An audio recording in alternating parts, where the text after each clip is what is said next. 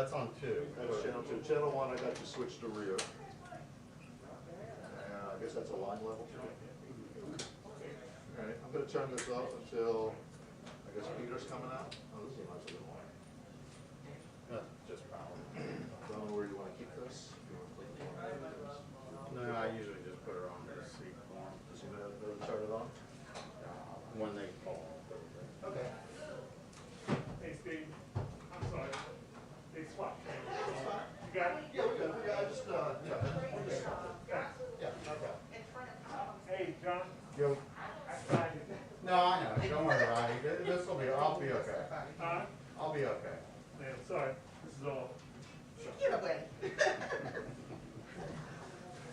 Some things never change. Some things never change. Either or. Anyway. Yeah. This No, don't worry. yeah. Sorry. Yeah, my friends. All right. Talk to you then. Thank you. I'm going to cut out of here. Yeah. All right. I tell you what. You know what?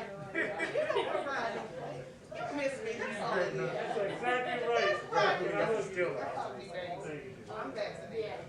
So am I. Bolo. You better put your mask on your nose as I tell you to hug me. Oh my God. My God. No, I got one. I'm Johnson Johnson. Oh, I'm four. No, oh, you Johnson? No, I have Moderna. I I got tell you, both of them. it's like when you meet people. Which one did you get? Yeah. That's fine. It's not what school you went to. Which shot did you bring? Yeah.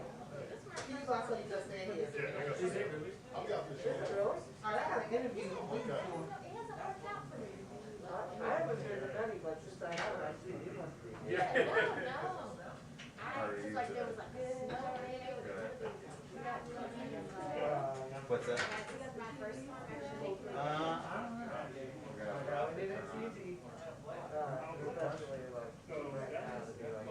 I guess when they spin them out, they must have something to show. Oh, is it? Yes. That might be the economic advisor. Paul Blackwell. Yeah, I have it. You gave me more information than I already knew.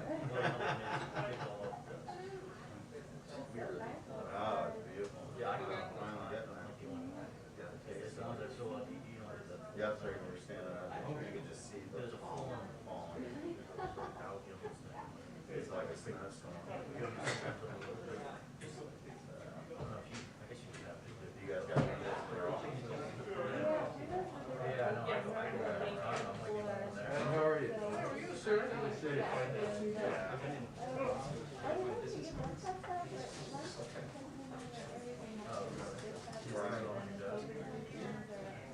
Where are you? That's a nice open over there, right? Yeah, it's smelling bagel in the morning. I just like it. It's such a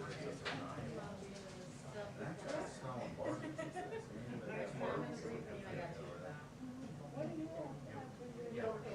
No. We have it brought in, and then we rotate to a different place each day. It's not the same. Yeah.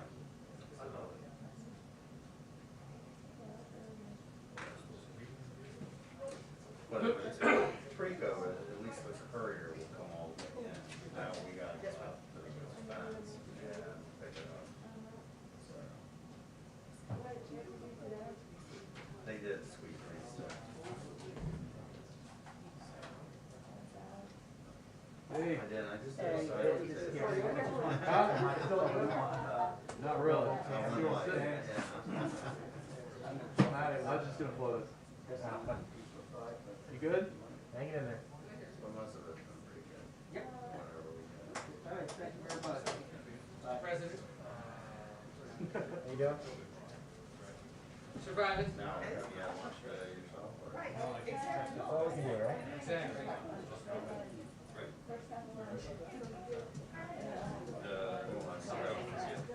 This is a COVID. Is this here, right here. Yes, you are. I said to you. I didn't lose my lunch. Okay. We wanna go there. Washington. Only thing she said is. She'll be tickled to know. We'll tell her I said, hey, thanks for listening. Every time. Did you see her? Did you get to work there now? Okay, thank you. I'm good, thank you.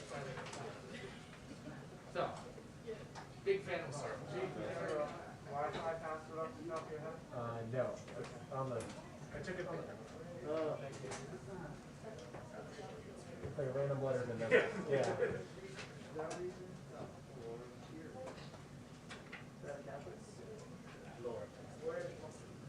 Where's our? No, no.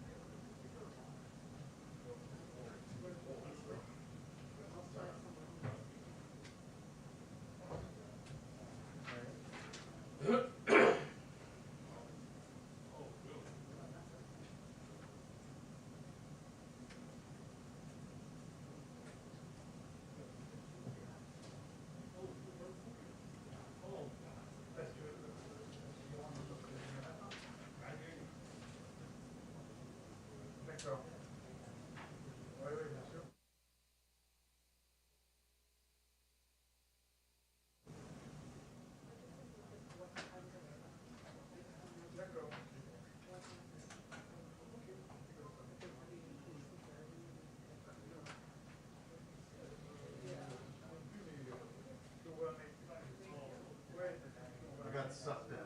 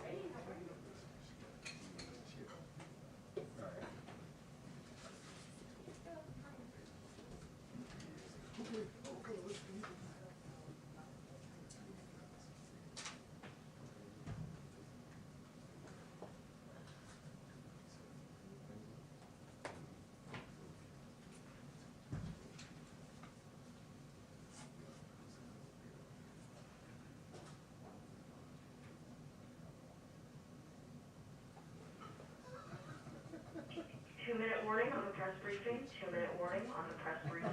Thank you.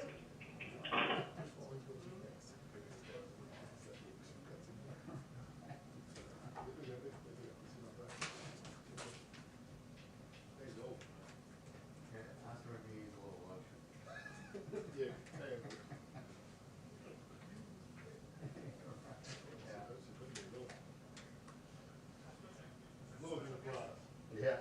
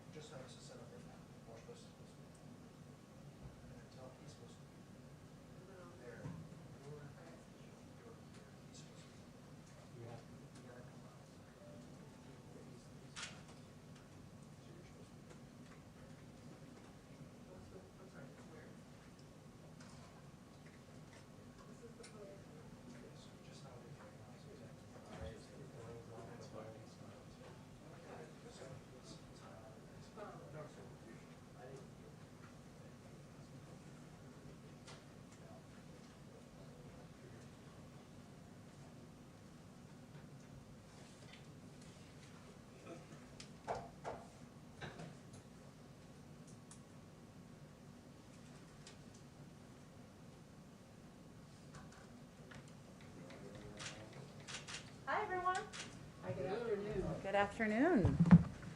Okay. Joining us today is another member of the President's Jobs Cabinet, Secretary of Commerce, Gina Raimondo.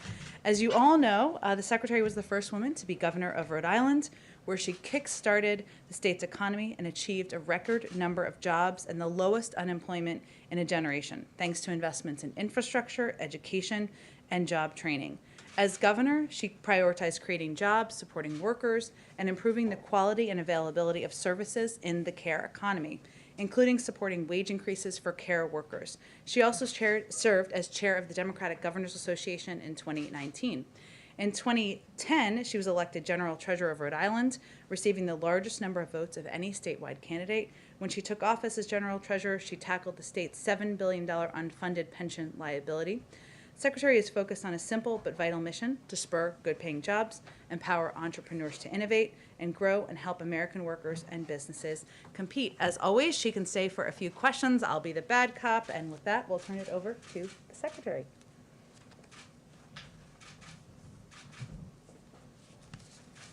Thank you, Jen.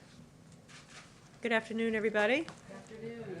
Nice to see all of you, and it's an honor for me to be here to talk a little bit about President Biden's American Jobs Plan. At its core, the American Jobs Plan is about making sure every American has the opportunity to get a decent job, a decent, well-paying job with dignity and has opportunity. It's a historic investment in America intended to create tens of millions of jobs, rebuild our country's infrastructure, and position the United States to outcompete China. Many have commented that it's large, it's bold, it's necessarily large, because frankly we're behind, and we've neglected for too long important investments in our infrastructure. We need to ensure that investments in infrastructure, advanced manufacturing, workforce development, and our care economy are made at the scale we need, and are made in every single community in America. And as the President has led us to, is leading us to build back better, that means we need to do so more inclusively and ensure that these investments that we are making in broadband, in housing, in the care economy, in water, are in every community in America, rural, tribal, urban, communities of color, and reaching everyone across America. The fact is we have failed for a long time to invest, and as a result, we have fallen behind. So why does that matter? It matters because it makes it harder for small businesses to compete. It matters because it makes it harder for American companies to compete, and it makes it harder for the average American to get a decent job and to get the skills they need in order to get a high-paying job in the industries that are growing today and tomorrow. And the fact of the matter is, we know that lack of investment, particularly in public transportation, transit, water, housing, has hurt low-income folks and people of color the most. And it's time to finally rectify that systemic inequality and build back better and more equally. As Jen said, my job as a Commerce Secretary is to do everything I can to enable American businesses of all sizes to compete. And at its core, the American Jobs Plan is about investing in American competitiveness, strengthening our workforce, rebuilding infrastructure, and leveling the playing field so all Americans have a shot at a good job. Now, prior to being Commerce Secretary, I was governor for 6 years. Prior to that, I was in the private sector. And so over the course of my career, as an entrepreneur, as governor, now as Commerce Secretary, I have had many, many, many discussions with businesses, from the biggest to the smallest. And over the years, there is something that we all seem to agree on, which is that we need to make massive investments in our infrastructure if we are going to compete and ensure America's global competitiveness. And most recently, I have spent a lot of time in the past few weeks talking to business leaders, and I can report to you that there's a broad level of enthusiasm for big investments in infrastructure. And I think there is a recognition that President Biden is doing the right thing in pushing us to conceive of infrastructure as broad, as including investments in STEM, research and development, investments in basic research, investments in broadband, investments in training our workforce. And the truth of it is, that's what it's going to take to compete. A key component of the American Jobs Plan is training our workforce. This is a reality. The changes in the American economy, many of which have been massively accelerated by COVID, are very scary for millions of Americans. It's a scary place to be, to need a job and not have the skills to get a good job. And so that's why this package calls for big investments in training our workforce. Now, as Jen said, this was a priority of mine when I was governor, and I saw it work. I know it works. We saw it work. When I ran for governor, my state, Rhode Island, if you haven't been, I want you to go, had the highest unemployment rate in the country, #1 in America. It was sad, very sad.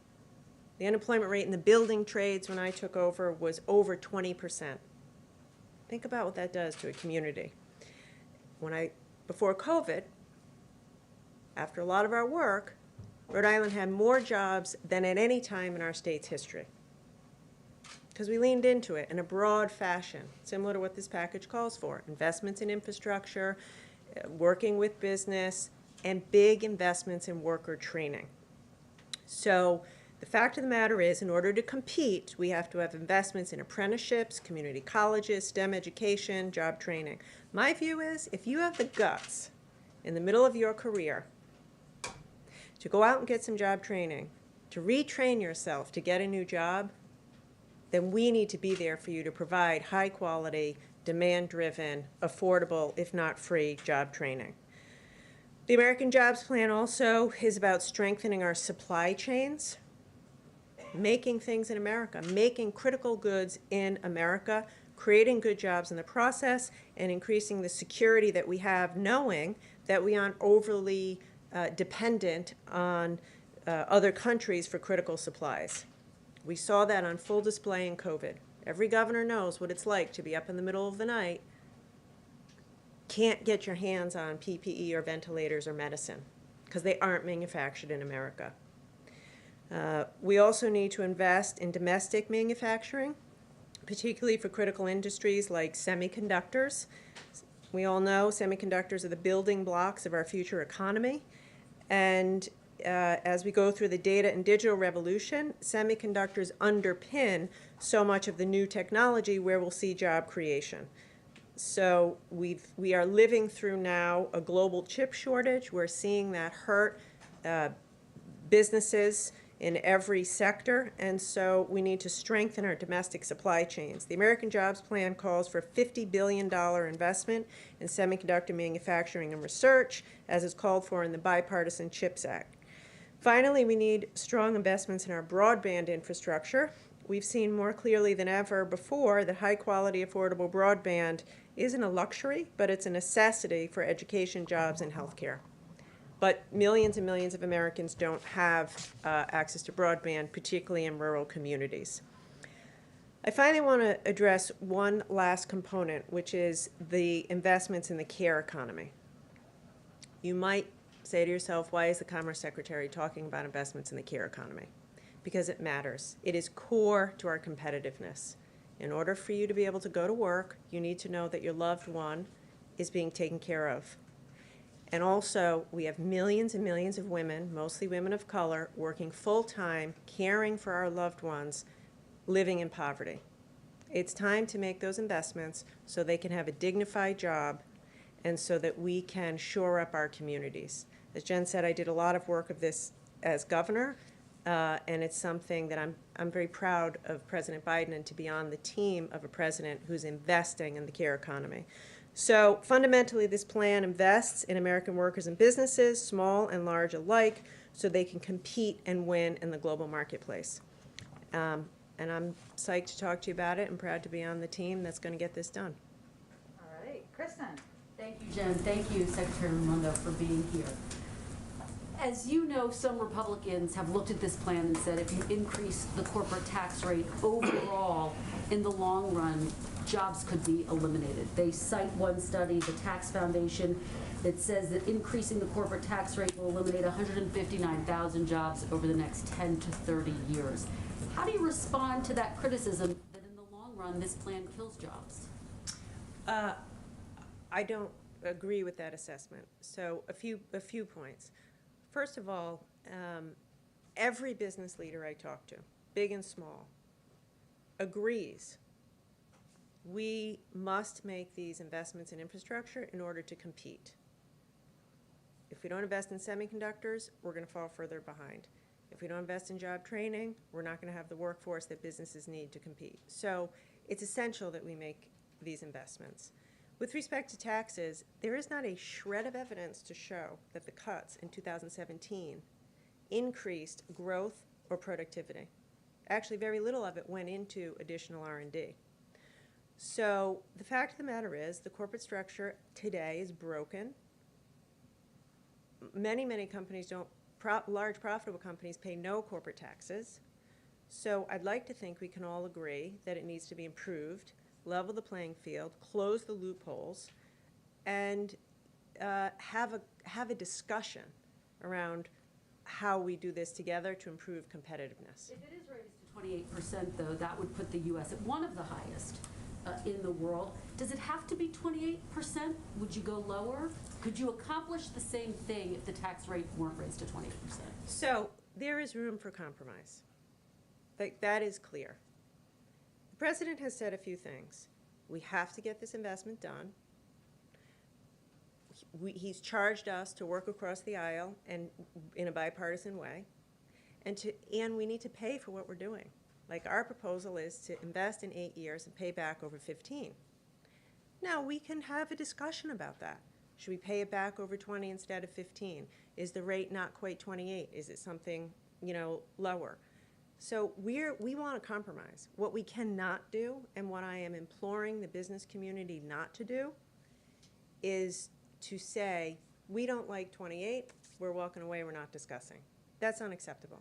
Come to the table and problem solve with us to come up with a reasonable, responsible plan.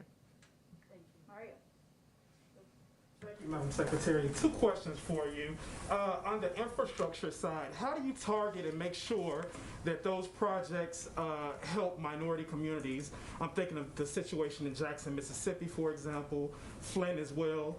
And then my other question is, how do you make sure that minorities are the beneficiaries of these jobs, right? There's been a long history of programs that were built to help minorities. I'm thinking of opportunity zones with the last administration that didn't ultimately help minorities. Yeah, really good question. 2 things. So again, the president's been very clear in this. This is about equity in everything we do. And I can promise you as Commerce Secretary, like right now we have $3 billion from the rescue package to invest in communities. I promise you now, equity is front and center. And that's why I was saying we have to get the money everywhere, rural, tribal, urban, and prioritizing those who have been left behind. With respect to the job training, I can fall on my own experience. We did a Back to Work Rhode Island job training initiative, and we said we're gonna make sure it's equitable. More than half of the people trained were women. More than 25% were people of color. If you commit yourself to it, which is what we will do under the president's leadership, we will make sure to make up for the fact that, as you say, in the past that hasn't been done. Alex. Thank you. What is the status and direction of the China tech policy review, and more specifically, what about TikTok? Yeah. So I'll say quickly, we need to play offense and defense. The jobs package is offense. Invest in America, competitiveness, so we can play offense. A lot of the tools that Commerce has are defense. The entities list, tariffs, et cetera. So we are, led by Jake Sullivan and our team, Interagency Review. We're in the process of doing it now. A lot of people have said, is Huawei going to stay on the entity list? I have no reason to believe that they won't, but we're kind of in the middle of the overall review of China policy. How close is that to being I would actually defer that more to the White House, but I would say we're in the thick of it right now. Like, we're working as aggressively as we can. We're not wasting time on it. Secretary, hoping to draw on your experience as governor regarding the virus. The White House and the president have been calling on governors across the country not to roll back virus restrictions, business capacity limitations and the like. Yet many, including many Democratic governors, have rolled back those policies steadily, even as cases have risen. You face some of these struggles as governor. Can you speak to a little bit what those governors are facing, and how would you advise them to balance their, maybe the pressures at home versus the federal guidance here to keep those restrictions in place? So it's a tough spot. To be a governor in America today is a challenge, and everyone's trying hard. I would say, first of all, they are so lucky that President Biden is in office now after what we lived through last year. Secondly, follow the president's lead around vaccinations. The administration is doing a fantastic job getting vaccinations out the door. And I think that it's a balance. Listen, every governor knows what's going on in their community, and I think we have to respect that. They see what's going on in their community. Having said that, I would say, the Biden administration is focused heavily on vaccinations and has a fantastic strategy, and I would just encourage governors to lean into that, vaccinate people as quickly as possible, and don't jump the gun. I am not going to tell governors what to do. I just have lived it, and every time you jump the gun, you live to regret it. So vaccinate. Put the pedal to the metal on vaccinating more than lifting restrictions. Madam Secretary, thank you for being here. You oversee a big department, everything from the Weather Service to the fisheries and the Census. Have you been briefed on the status of getting the results of the 2020 census? Yes, I have. When's it coming? Well, we have said that the redistricting data will be available no later than September 30th. If it's available before that, and we feel comfortable about it, we'll put it out then, but we need a little bit more time. Do state elections officials, secretaries of state, who are sitting there, scratching their head over which lines they should be using for elections this year and next year, what do you say to them? I say, I know it's tough, but be patient. Last year was a once in a lifetime pandemic. The census professionals had to do the census in the middle of a global pandemic with COVID, civil unrest through the summer, so we're behind. We are behind. But my direction to the team is we have to get it right. So having been a local politician, I hear them. But the fact of the matter is, it is so much better to wait a little longer and have accurate data that we all can trust.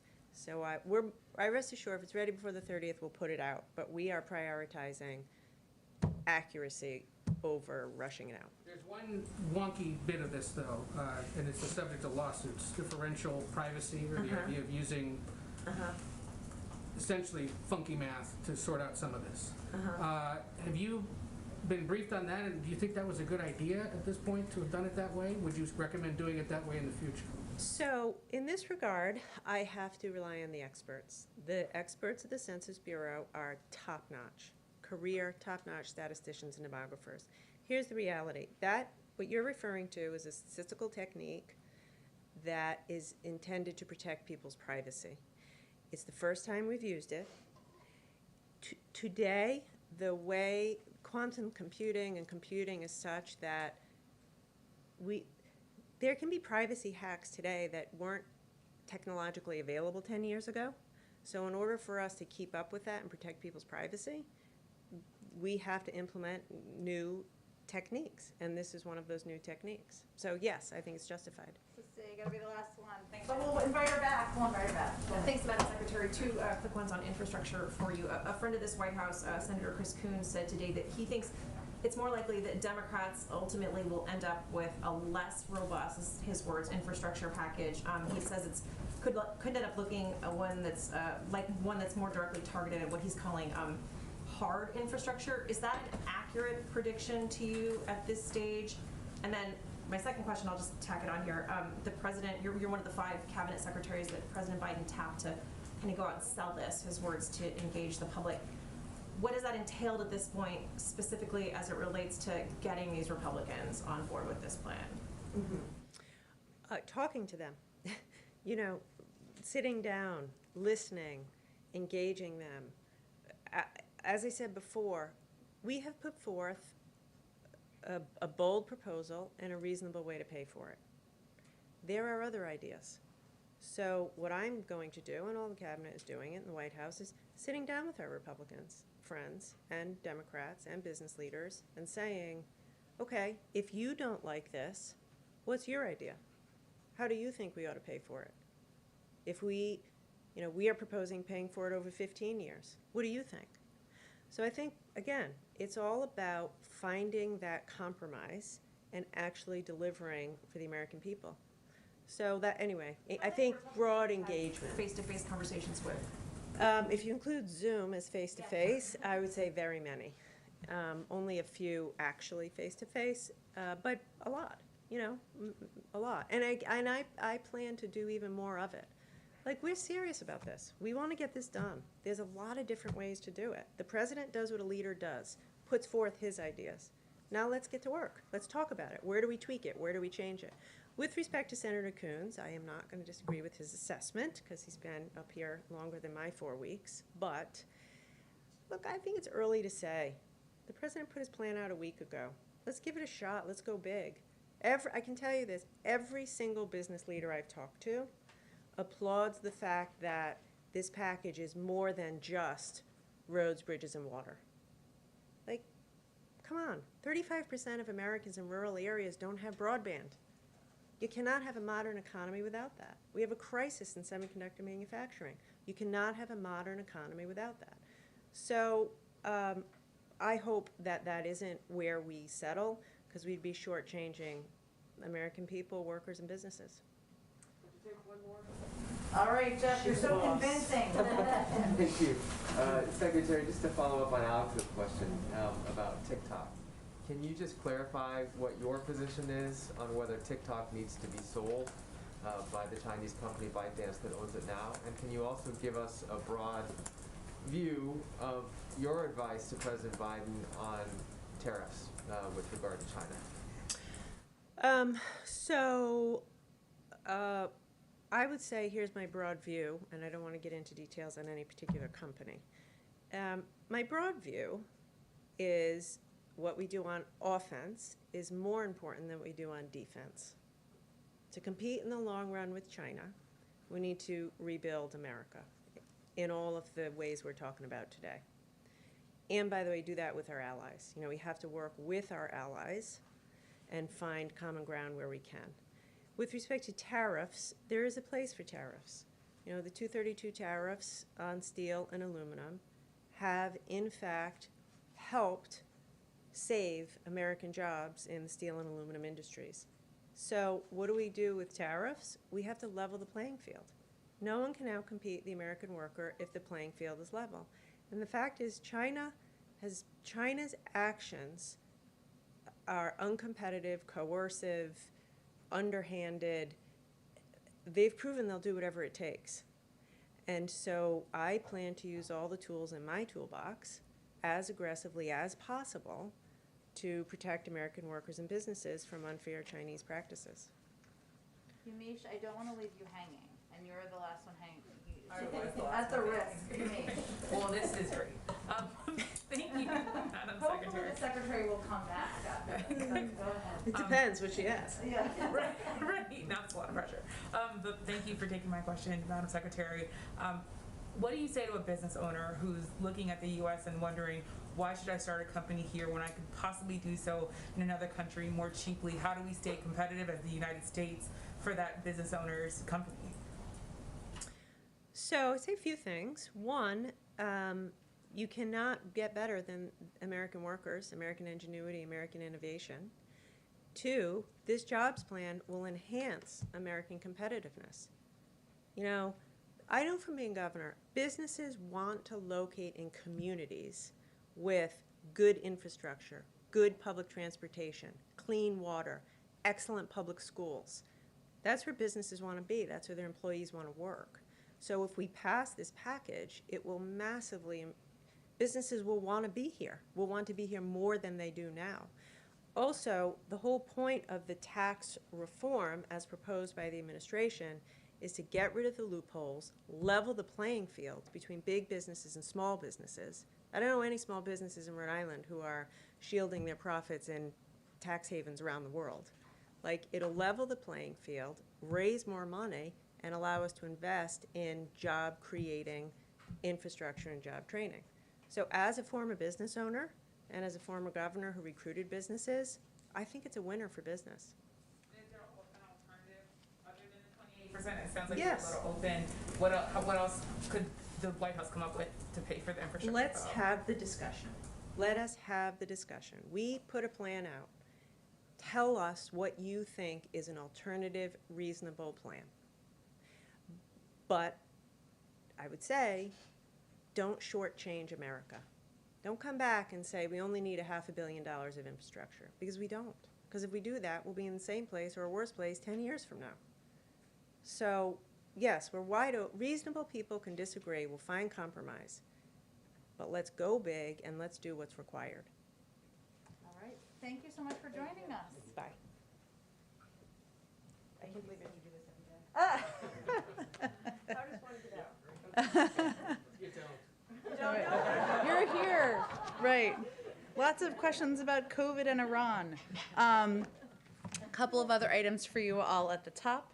A new survey just yesterday from Invest in America and Data for Progress found that 73% of voters backed the American Jobs Plan. That includes the support of 57% of Republican voters. Digging into the numbers shows just how broad the support is. 68% of independents, 64% of Republicans back the president's proposed investment in the care economy, something the secretary just talked about quite a bit. And all of the investments the survey looked at, from roads and bridges to housing, clean energy, and manufacturing, have the support of over 60% of voters and a majority of independents. The evidence is unanimous that the American people support the president's vision of rebuilding our economy and his plan to pay for it by asking big corporations to pay their fair share. A Morning Consult poll just last week showed that 2-to-1 registered voters back a hypothetical $3 trillion infrastructure package. An earlier Data for Progress poll showed that by a 35% margin, voters want to pay for this plan by asking the wealthy and big corporations to pay their fair share. Another update, today we can proudly say that in addition to the 150 million shots in arms, we have successfully sent over 150 million relief checks to the American people. The fourth batch of the economic impact payments from the American Rescue Plan totals more than 25 million payments, which brings the total dispersed so far to more than 156 million payments, totaling $372 billion since the plan was signed into law less than a month ago.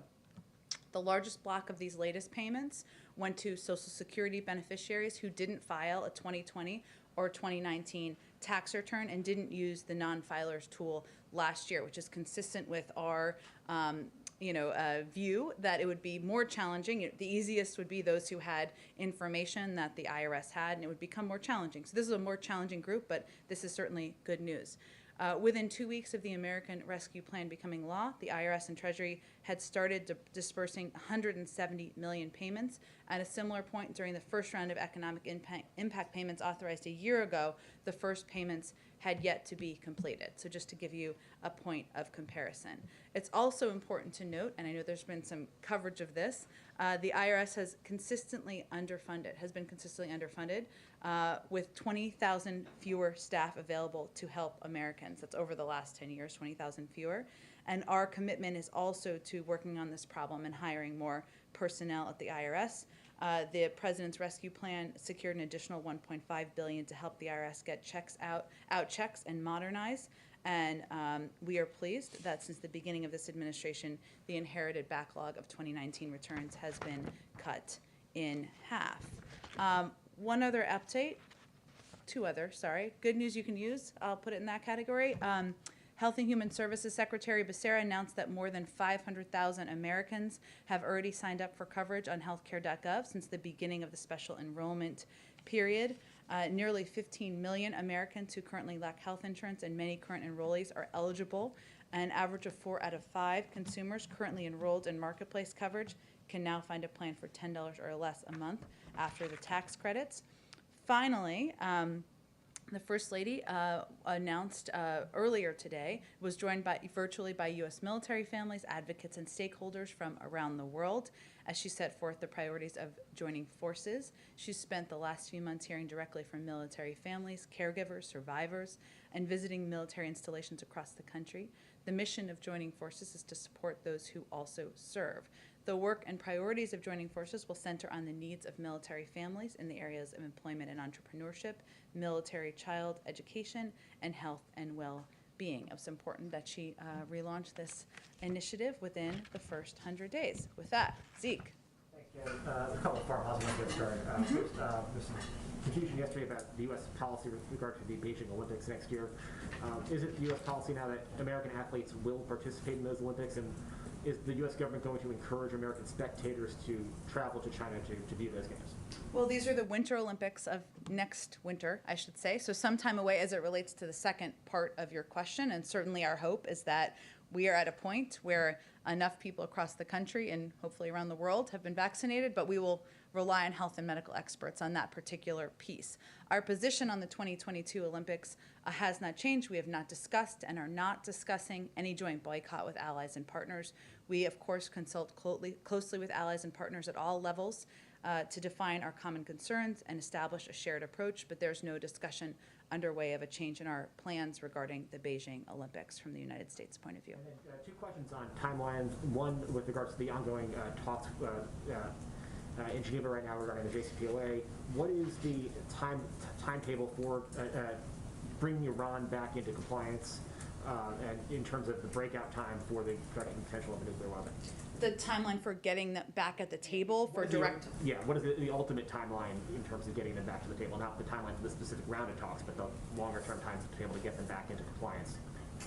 Well, look, first I would say, the talks are continuing today in Vienna. It's only the second day of talks. You may have seen a tweet from one of the European officials attending who called this, said there's unity and ambition, and that was their description of the conversations.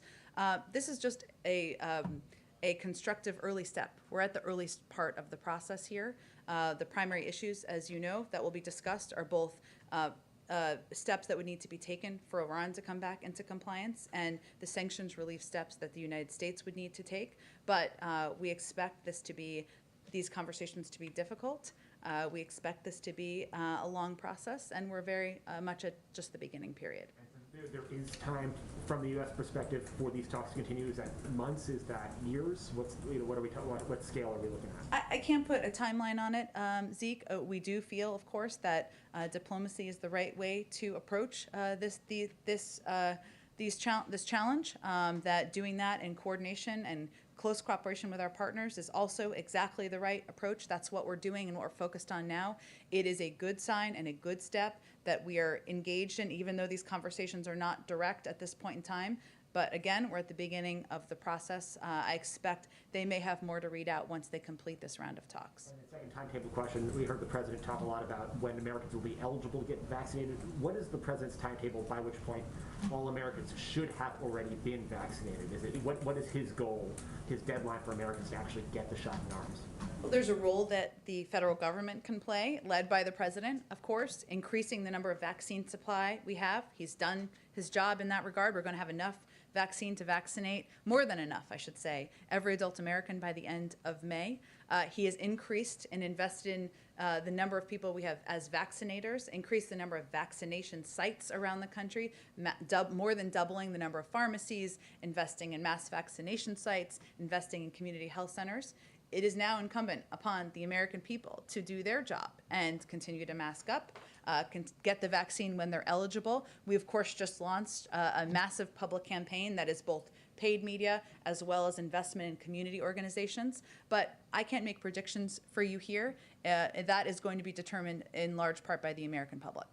And so the President's timetable of July 4th activities, gatherings in the backyard, is independent from the rate of vaccination in the American public? Well, I think what you were asking me is when he expects, if I heard the question correctly, the vast majority of the American public to be vaccinated. And what I'm conveying to you is that there's a role for the government to play, many roles for the government to play. We are moving forward on all of those fronts. But there is also a role for the American people to play, and that question will be answered in part by whether people get the vaccine when they are eligible. As it relates to July 4th barbecues, I mean, you can see the numbers that are reported regularly on vaccinations, the percentage of the public that's vaccinated, where we've seen success in different communities. Those are all numbers that are reported. What he's talking about is the ability to have a barbecue in your backyard with other people who have been vaccinated. That is not mass gatherings. That's not the same as having the entire public vaccinated. Go ahead, Jeff. Jack, can you confirm that the Biden administration plans to restart aid to the Palestinians? I expect the State Department is going to have more specifics on this later this afternoon or right about now, so I will leave it to them to lay out the details for you. We talked a little bit about taxes with the Secretary. Yeah. Amazon said yesterday that it supports an increase in corporate taxes, which was interesting because the President had singled Amazon out specifically. Has the White House reached out to Amazon, and/or has it reached out to other companies in corporate America to try and boost support for this plan? Well, we have certainly reached out to a range of groups, obviously elected officials, large businesses, small businesses, rural and agricultural stakeholders, climate groups, local chambers of commerce, faith leaders, Black, Latino, and AAPI leaders, community college groups, and more. We've done a lot of calls, a lot of Zooms around here and across the administration. It's my understanding Amazon did join a call with 20 other groups, carriers, and businesses as part of our outreach to a range of companies of many sizes across the country about what was being proposed and about the specifics of our proposal to pay for it. Okay. Last one, which is a little wonky. Okay. It's a South Korea company called SK Innovation. Okay. Is threatening to pull its construction of a battery plant in Georgia over a trade dispute. If you're familiar with that, the president has an April 11th deadline to intervene, and I'm curious if he plans to. I will probably have to take that question and talk to experts. I love wonky questions, but I will talk to the people who know more about it than I do. Go ahead, Kristen. Thanks, Jen. Report popped just before the briefing started that the president's going to announce a series of executive actions on guns tomorrow. Can you confirm that and anything you can preview? I don't have anything to preview. I can convey that I expect the president will have more to say tomorrow. Okay, and will it involve ghost guns, potential expanded background checks on ghost guns? I'm just not going to preview more from here. I expect we'll have more. We will probably do a background briefing call for all of you later today.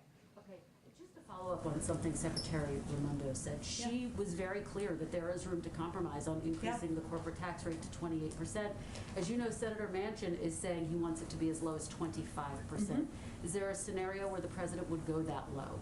Well, look, here are principles. Debate is inevitable. Compromise is inevitable. Changes are certain. And our main bottom line is inaction is not an option. And so we see it as a positive that Senator Manchin, that others, Republican members, other Democrats have come forward and said, I like these pieces. I propose a different component on the tax piece. We're happy to have that discussion. And what we are seeing, though, is broad agreement about the need to invest in and modernize our infrastructure. Could you get everything you wanted in the bill at 25%? Well, just like any discussion or negotiation, there's lots of factors. It's like a Rubik's Cube. I don't know if that's the right analogy. But if you are proposing a lower tax rate, then you have to make some decisions. What would you compromise on that? We're going to have those discussions with members of Congress. I expect the president will welcome members of both parties here when they return next week, and he'll have those discussions with them. We're having them with committee staffers, with staffers on the Hill, to see what the push and pull can be. Where there is agreement, let's start there. Where there are alternative ideas, additional ideas. Remember, some members are proposing to make the package smaller. Some are proposing to make it larger. That's all a part of the discussion. You said yesterday, Jen, the president continues to believe that there is a bipartisan path forward. Is that realistic, given the backlash that you've seen so far from Republicans? And if the president can't win over any Republicans, is he staying true to that promise of ushering in a spirit of bipartisanship? Well, here's how the president sees it. Democrats and Republicans will have ideas about what they like or don't like about the plan. That's a good thing. That's democracy in action. That's the American way. Our view, his view, is we don't just fix what is broken today, we build for tomorrow. And his idea of infrastructure is evolving, is that it should evolve to address the needs of the American people. We believe there is a fair amount of opportunity for agreement, that we are open to compromise, we welcome the debate, and we'll look forward to having those conversations when members return. You would pass it along party lines if you needed to. I don't think we're quite there yet. The president believes there is an opportunity to work with Democrats and Republicans, that there is agreement on the need to modernize our infrastructure. There is agreement that we need to do more to compete with China. Let's start with areas where we agree and have a discussion from there. Go ahead. Two things, and thanks for confirming the timing on guns specifically. First, in a COVID-related matter, there are reports that during the transition, the incoming administration received a June 2020 report from Trump officials concluding that emergent biosolutions at plant in Baltimore that spoiled some J&J vaccine doses had oversight and quality assurance issues. Is that accurate? And if you guys had this report before taking office, why were steps not taken sooner regarding that facility? Well, first let me say that the facility is not approved by the FDA. That's in fact the process working, and the FDA is taking a look at whether any manufacturing facility meets the standards that would be required to produce and put out doses that will go into the arms of the American people. There are not a broad swath of options for manufacturing facilities across the country. So HHS and others can give you more specifics of what the options are that are available. But our focus is on getting vaccines produced, distributed in the arms of the American people, and to relying on the process that is in place by the United States government. We have one of the most stringent set of review processes in the world. So in our view, this is the process working. We remain on track to have the number of doses, enough doses to vaccinate the entire, all adult Americans by the end of May. This has not impacted that. I don't hear you, though, confirming or denying that report.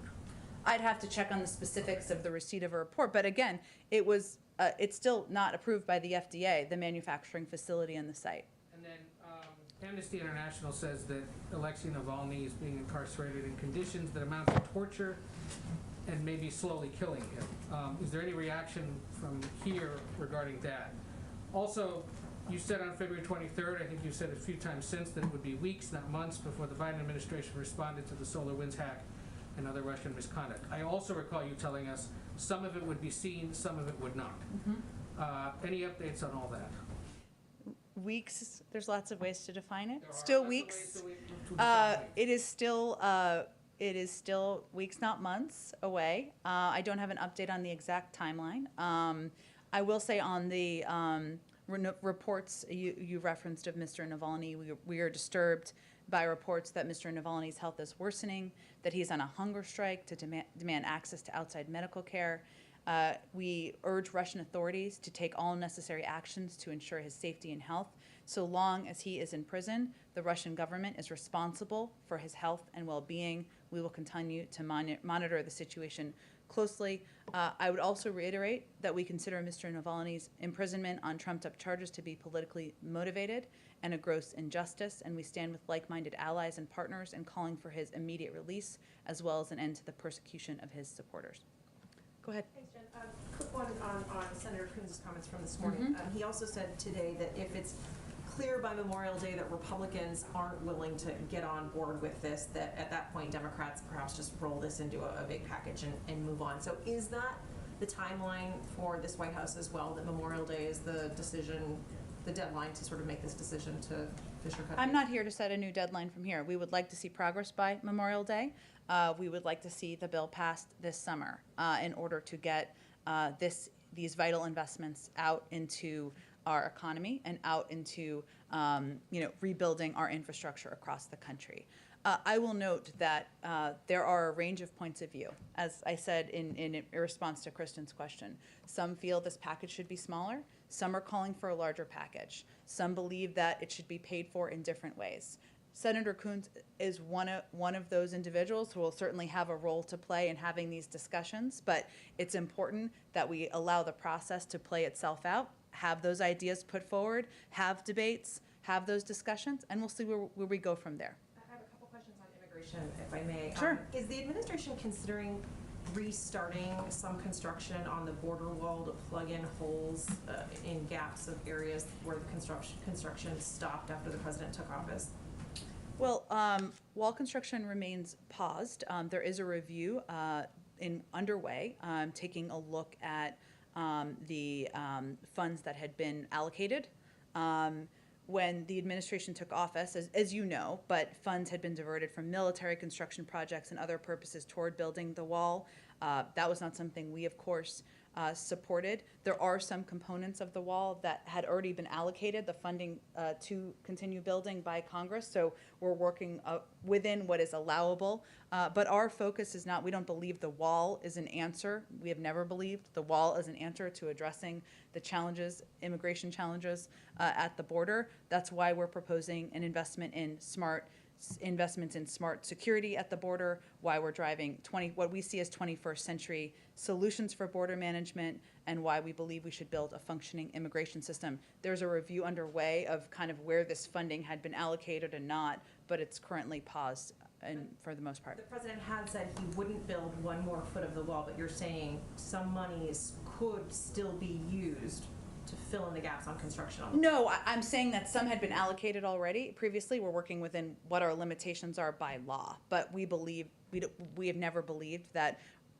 building more of a wall, the president doesn't believe, is a way to address our immigration challenges at the border. Okay, and then a quick clarification on Special Envoy to the Northern Triangle, Ricardo Zuniga, who's in Guatemala, was there yesterday talking about this. He said that the White House is looking to create legal ways for Central American migrants to reach the U.S.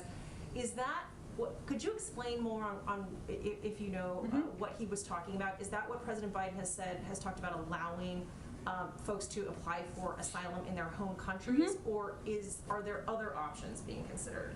Well, more immediately, we've reinstituted the Central American Minors Program, which I would think he is likely referring to, which when it was stopped in 2017, there were about 3,000 kids who could have applied. I don't have an updated number on how many might be eligible now. That's one piece, so that kids can apply from country and won't take the treacherous journey.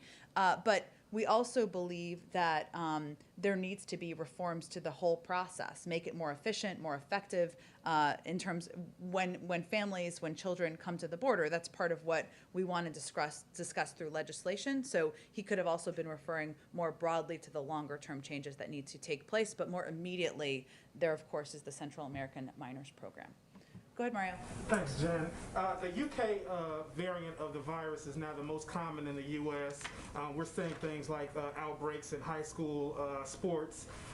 Does the White House consider that to be more dangerous for schools and kids? And also, what does that mean for the goal of reopening schools?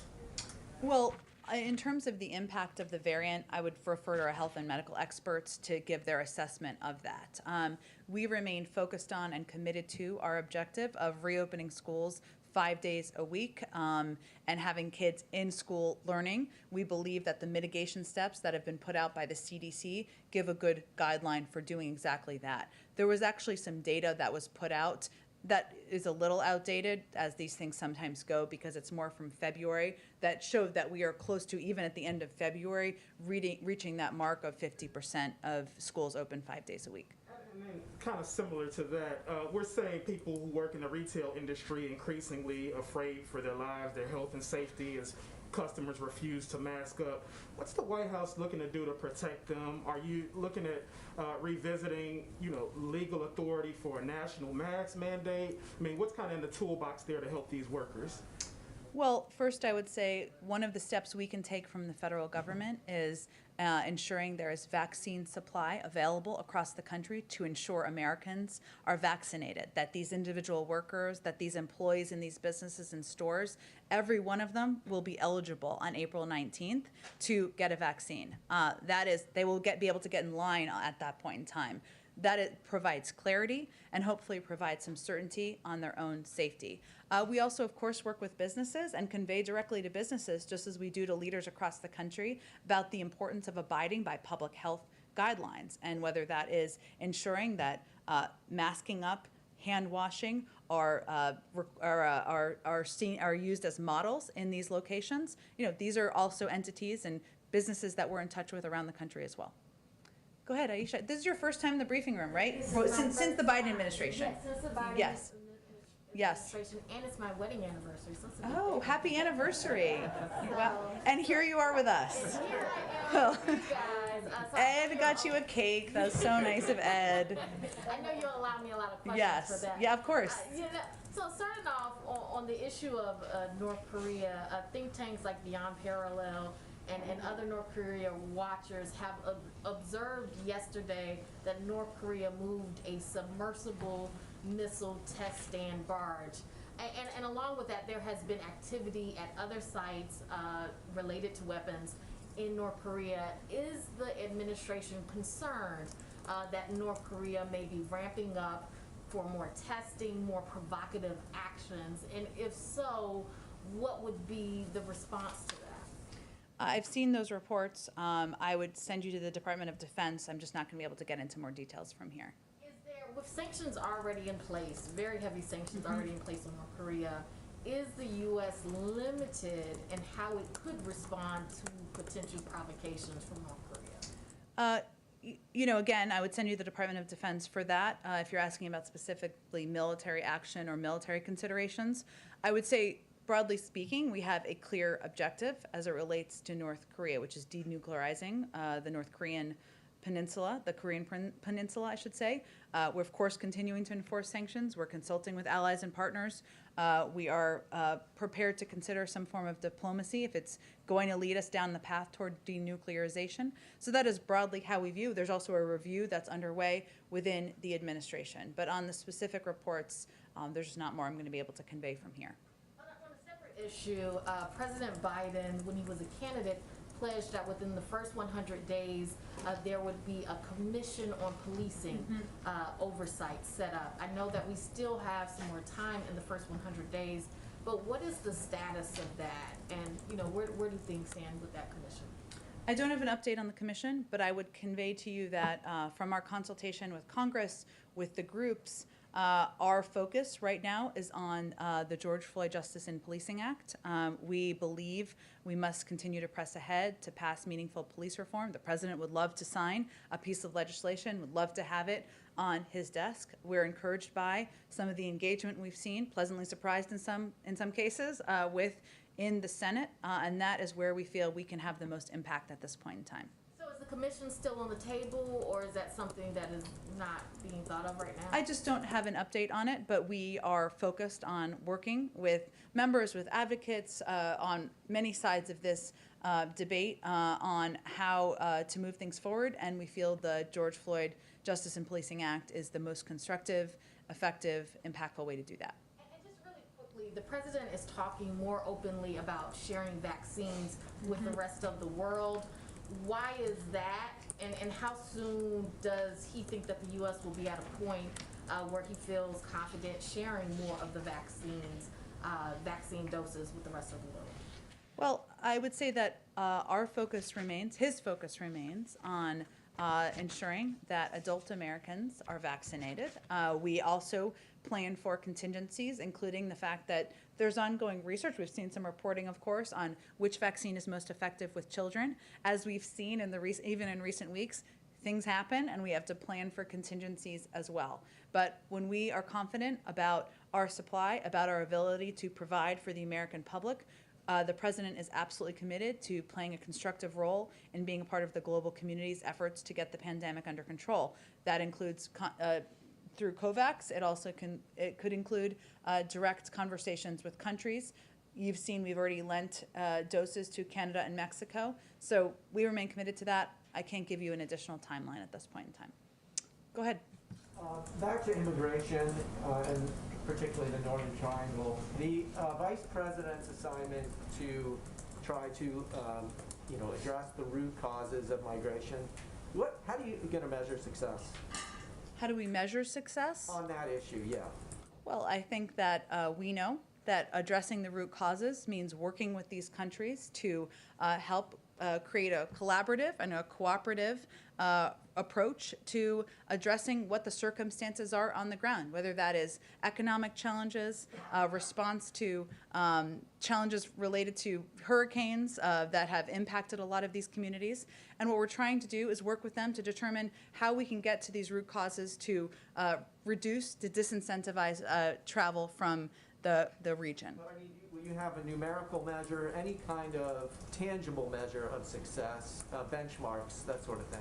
Well, I think as everybody who's followed this for some time knows, this is about addressing these causes over the long term. Unless we address root causes in these countries, we are going to see the same cycle of rushes to the border year after year, as we have seen in 2014 and 2018 and 2019. So we're going to look to how we can work with these countries through diplomatic means. The president has also proposed $4 billion in assistance and aid through his immigration package. And of course, the vice president and our diplomats will be engaged with these countries to determine how we can best help to prevent these rushes at the border in the future. But there's no benchmark specifically, like, we curbed by X or Y% over some We're talking about how we address this over the long term and how we reduce the disincentivize travel over the long term to the border. And you mentioned the money. Can you work with these governments? There's one of the major issues is a lack of rule of law and corruption. Yeah. You're absolutely right. And the president has talked about this as well, and the need to sometimes work with organizations, work with local groups, find ways to avoid getting the funding in the hands in some scenarios of corrupt governments, and that will certainly be part of our approach. Go ahead. Yeah, go ahead. Yeah, go ahead. Depending on what poll you look at, about half of Republican men say they won't be getting the vaccine. Experts say that a major reason that any group would be vaccine hesitant, would be because of trust. I think it's probably fair to say that President Biden and the administration has a long way to get this group to trust him. Two questions. What has the administration's research found about why this group is so entrenched in vaccine hesitancy? There's a lot of talk about black and brown people. We found that that's not exactly true. They're not more hesitant than anyone else. Yeah. And outside of the We Can Do This campaign, how does the administration plan to reach this group? Well, first we recognize that the president, that all of us may not be exactly the right messengers for some of these audiences. And what we've actually seen through our data and research is that it's not always famous people, and often not famous people like the president or athletes or former elected officials who are going to reach any group who are hesitant or have concerns about the vaccine hesitancy or safety. So this is the reason why a big part of our funding and our approach to our public campaign is actually for local groups and organizations. Some of those may be civic groups, some are clergy. There's a role that clergy and different faith groups and organizations can certainly play. And some of these are just simply local doctors and medical experts who are more trusted voices in different communities. So what we're working to do is empower local sources, empower local authorities, medical experts, civic leaders, clergy in some cases, to be the communicators about the effectiveness and the efficacy of the vaccine.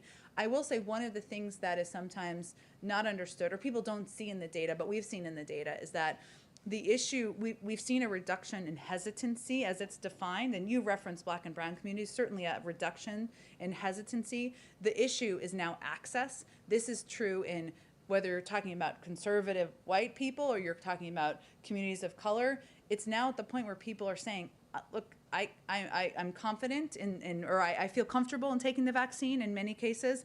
I can't take a day off of work. I don't know where to go. I don't know what health center to go to get the vaccine. So we are looking at that, and our focus is on addressing the access issue, mobile clinics, making it easier and more accessible to get the vaccine.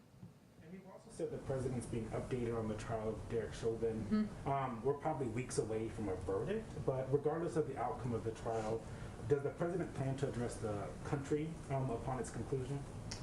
Well, we would never, not that you're asking me this, but we would never, of course, prejudge the outcome. The president has spoken about the death of George Floyd, the impact on him personally, quite a bit over the course of the last year. It certainly impacted his own, redoubled his commitment to addressing racial injustice in the country and throughout the government. I certainly would expect we'd have a statement, but I'm not going to get ahead of what the outcome may be or the timeline. We just don't have insight into that. Go ahead. Thank you, Jen. I'd like to pick up the line of questioning on immigration and the border. Okay. And ask you two rather quick follow-up questions about some other topics. You always like yes or no questions. I don't know if they're yes Well, or no. Go ahead. Answer as you will. But, Okay. So on immigration and the border, as we've discussed here today, Vice President Harris has been put in charge of addressing the root causes of the border crisis. Last Tuesday, she spoke with Guatemala's president, but she hasn't visited the border or Central America or spoken with leaders of El Salvador or Honduras. She was traveling this week, took time to visit a bakery in Chicago. I'm wondering, is she still working on this? And can you address the perception that she's kind of quietly backing off while Secretary Mayorkas is pursuing some Trump-era policies, such as potentially building new border barriers and potentially prosecuting people who illegally cross multiple times? There was a whole lot packed in there. So let me just see what I can do here. First, I would say the vice president was visiting Chicago actually to talk about COVID and the importance of communities getting the vaccine when it's available and accessible to them. And so while she was there, like many Americans, she got a snack. I think she's allowed to do that. But she was there to talk about COVID and play a role, as she's playing a significant role on our efforts to address vaccine hesitancy, communicate with the public about how we can do this, and it's imperative to get the vaccine when it's available. Second, I would say that yesterday, and this is actually a statement put out by her team, USAID announced the deployment of a DART team. We only have these in a couple of places in the world, so this is fairly significant, to respond to urgent humanitarian needs in Guatemala, Honduras, and El Salvador. This is meant to help address the immediate humanitarian needs, whether it's drought, food insecurity, ongoing COVID-19 pandemic, and this is in communities that are still recovering. So that is actually an announcement made by the Vice President's team earlier today. This is absolutely an issue that she remains committed to, is in the lead on. The Northern Triangle, which I'm sure you're aware of, but is not the same as the border. They're all related to each other, but addressing being responsible and in the lead on the Northern Triangle is working with these countries in the region, addressing the root causes, working with them on how we can address issues like long-term food insecurity, drought, the COVID-19 pandemic, hurricanes, etc. That's what she's focused on. I don't have an update on when she'll travel. I'm sure it will be soon. She's still working on this issue very much. Well, they wouldn't be putting out a statement this morning if she wasn't, would they? My two other questions, I'd like to circle back to something that a colleague asked in this room a few weeks ago. They asked about a request by about 36 Democrats in Congress for President Biden to relinquish unilateral nuclear launch authority. I believe at the time you weren't aware of that request, and I was wondering if you've been able to get an answer from the president on that. I don't have anything more for you on that. And my third question, if I could. According to a report yesterday in Axios, we may soon have a prominent transgender gubernatorial candidate. It would be a Republican, Caitlyn Jenner in California, and I'm not asking. Are you announcing her run? No, I'm just announcing the Are you Axios working for her? report. I'm not. Okay. I'm not, but and I'm not asking you to endorse anyone, but I was wondering if the White House welcomes this apparent LGBT milestone. We certainly would welcome the freedom of any human participating in the democratic process to run for office, of course, and including, of course, transgender members of our society. Go ahead. Thank you. I just want to ask if the budget rollout is still going to happen this week, and secondly, is it accurate that debate or discussion about defense spending is what's holding it up? That is not accurate. We know you all are eager to have the discretionary guidance, and it certainly will give some insight into the president's priorities and the priorities of this administration. We hope to have that out very soon this week, but I don't have an exact date for you quite yet. It sounds like it could possibly slip into next week? Is that on the table? I think we're hopeful it will be out this week. And then just to follow up on the Olympics issue, understanding what you said, the U.S. position, however, is still that China has committed genocide. Yes. Doesn't that demand some sort of response or action from the U.S., and what will the U.S. need to see before it fully participates in the Olympics? Well, I would say first, just to be very clear and reiterate, our position has not changed in our planned participation. However, we are working, of course, on, as we would be on any issue, in coordination with our partners and allies, about a range of concerns we have with China's behavior and their actions, including the genocide of Uyghur Muslims in China, including actions that China has taken as it relates to economic and security steps. And so that is something we would do in partnership and coordination with our partners in the region. Just like any relationship, there are areas where we feel we can work together, areas where we have great concerns. We voice those. We don't hold back on those, as the president did in his call with the president. Go ahead. I have a couple questions. The first is, there are some studies that show that Black Americans have half the vaccination rate of white Americans, and I wonder why the administration is not setting hard numbers with their equity goals. How do you measure success if you don't put actual numbers next to the goals? I would have to check those numbers. I'm not challenging them. I just would have to talk to our COVID team about those. As you know, equity is central to what we do. COVID and addressing the pandemic and ensuring we are taking steps to address getting the vaccine out to communities around the country is central to our focus. We are constantly monitoring where the vaccine doses are going and that they're equitably distributed. That's something, every vaccine is marked in boxes. We saw this at Pfizer. It's very cool, actually. We monitor that closely. We monitor the uptick in outbreak in COVID rates in communities and see how it's impacting different communities. We work directly with governors to help address where there are upticks in communities and where we see there are communities that are not getting ready access to the vaccine. And we've actually adjusted in some cases our approach and our strategy. That's why we've increased our investment in community health centers massively over the course of the last several weeks. Why we've increased our investment in mobile clinics, because one of the issues we're seeing is access, right? Access and the ability to, many people can't take a day off of work, especially if they're working in jobs where it doesn't allow for that. We want to bring the vaccine to people as frequently as we can. So what I would tell you is that we are constantly adapting and adjusting our strategy to areas where we see that we are not effectively addressing distributing the vaccine equitably. That is central to our focus and will continue to be. Just to reiterate, the question was, why not set hard numbers? There's 100 million for the first 100 days, then 200 million. Why not say we want to see 20% or 30% of Black people, Hispanics? Why not put numbers by your equity goals? I'm happy to check with our team. We may have internal goals along those lines, but I would just convey to you that we look at it as our objective is to vaccinate every adult American. That includes, of course, every adult American who is white, Black, brown, Asian American, and that we look closely at where we are, where there are communities where there is an uptick, where there are communities. So I was trying to actually address your question, actually what we're doing about it, which I think is the most important information people might be looking for. Related to racial equality, the infrastructure bill has $400 billion focused on home health care aides. A lot of them are women of color. How is that infrastructure, and explain why you see home health care workers as part of infrastructure? Well, first, this is essentially a jobs bill. Yes, there's a lot in here that is infrastructure, but as the Secretary just conveyed, our workers, our workforce is part of the backbone and the infrastructure of America's economy and communities. And if you have home health workers, as you noted, who are predominantly women of color, there are predominantly workers who are paid often $11 an hour on average. These are communities and individuals who need greater assistance and need greater help.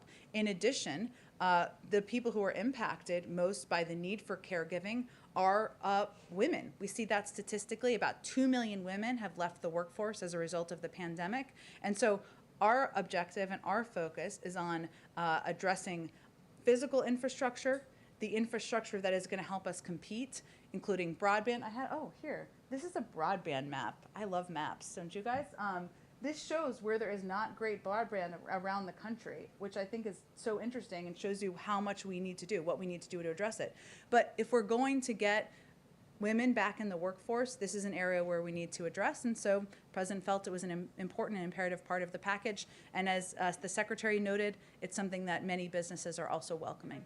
Two quick questions. They're one's a yes or no question. Sure. President Biden has indicated that Beau Biden's cancer was likely caused or linked to burn pits. This is a question from our foreign team. Does President Biden and the White House support the bill Senator Gillibrand and Senator Rubio have sponsored related to burn pits? I'll have to look more specifically at the bill. He has talked about this quite frequently, including when we were in, I can't remember what state, where he visited the hospital. I don't remember. Ohio, thanks. It's like a phone a friend. When we were in Ohio, he talked about this as well, but I can check with our legislative team. Supports the bill. I haven't looked more deeply into the specifics of the bill. And then my last question is on immigration. The Family Reunification Task Force, as of now, is saying that it hasn't reunited any families because they're still sorting through the system.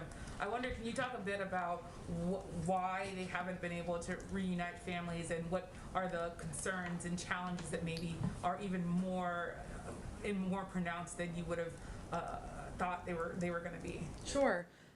First, we can't overstate how complex this challenge is. The prior administration did not have a system in place to track the children and parents who were separated. They also, of course, separated them themselves. But the task force has been in place, as you know, for about 2 months. The focus right now in this period of time has been reviewing thousands of records, and a significant number of issues have come up in these existing files, including incorrect dates and names. They are working to establish a database of families who were separated and working to find previously unidentified separated families who are eligible to receive benefits through the task force. And they've also identified over 5,600 new files that were not reviewed and have begun the process for reviewing and cross-checking those files. The task force is also working very closely with the ACLU to process identified families so we can reunite them as swiftly as possible. They'll have a full report that's due on June 2nd. The delay in it being so, what makes it so hard to reunite families while they're doing that? Well, I think the biggest challenge is that there's a lot of inaccurate information. There was not an accurate database. We've seen inaccurate names, inaccurate dates. Again, we're working very closely with the ACLU, and we're working to move it as quickly as possible. Go ahead and back. Thank you, Jen. You said earlier that the White House recognizes that some of you may not always be the right messenger to some of these individuals who are reluctant to take the president's advice on getting vaccinated. The president said yesterday there was a category we didn't exactly identify, but he gave Senator McConnell credit for talking to those people. Did the president ask his friend Senator McConnell to help him out on trying to make a pitch to those people who are not who are reluctant to follow the president's lead on this? And has he asked other Republican pals of his to do the same to help out? I don't have any calls to read out or asks from the president, but I would just reiterate, we certainly do think it's a good step that Senator McConnell conveyed the importance and the efficacy of taking the vaccine, but also across the board, all of our data shows that the most effective voices are local doctors, civic leaders, and clergy, others who are trusted in communities, and that's really where our primary focus and the president's primary focus in is. One in the back. Will President Biden appoint a special envoy for the Israeli-Palestinian portfolio? If so, when? And if not, why? I don't have any personnel announcements to make here. Of course, the president believes that the only solution is a two-state solution, but I don't have any personnel or specifics to outline for you from here in addition. Just one quick thing that happened here while we were sitting here. I don't know if you guys have this yet or not, that apparently the president called King Abdullah of Jordan. Have you guys confirmed that yet or no? I think it's been happening, it sounds like, as we've heard. We'll have a robust readout, and we'll get that out to all of you guys. Go ahead, Kristen. Thanks. Jen, has the president seen the video of the boy who came here from Nicaragua, abandoned, alone, crying to Border Patrol agents? If so, what was his response? I don't have any response from the president directly. What I can convey is, for any of us who have seen that video, it is heartbreaking.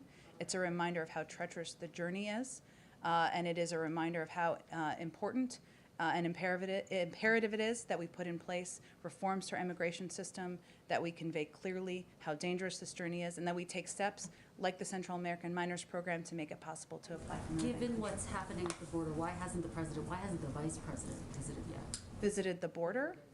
I don't have any trips to outline or preview. What our focus is on is solutions and ensuring we have more beds, we're making the processing more efficient and effective, and that we are addressing this in a humane way that keeps these kids as safe as we possibly can.